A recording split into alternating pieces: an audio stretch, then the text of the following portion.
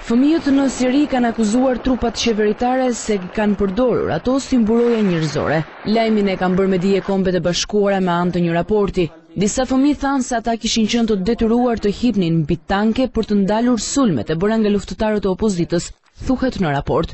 Përfaqësuesi special i Kombeve të Bashkuara për fëmijë tha se shumë prej tyre janë duke u torturuar në paraburgim dhe disa të tjerë janë thirrur në masakra. Raporti vjetor i Kombeve të Bashkuara për fëmijët dhe konfliktit armatosur citon një sulm në fshatin Ayan al-Ruz në provincën e Idlib më datën 9 mars të vitit 2012. Ai citon një dëshmi duke thënë se si disa fëmijë të rinj janë marrë me forcë nga shtëpitë e tyre dhe janë përdorur nga ushtarët dhe antarët e forcave qeveritare si mburoja njerëzore, duke i vënë ato në dritaret e autobusëve që transportojnë personel ushtarak.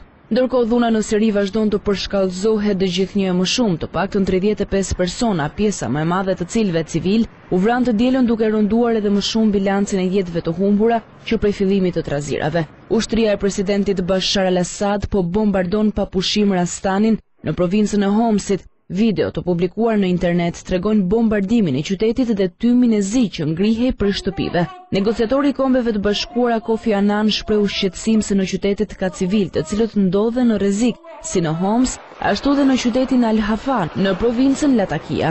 Shtetet e Bashkuara druhen se qeveria e Damaskut është duke përgatitur një masakër tjetër. Plani 6 pikësh i të dërguarit të Kombeve të Bashkuara dhe Ligës Arabe Kofi Annan, i cili përfshin dhe armëpushimin, tashmë është braktisur nga të dy palët.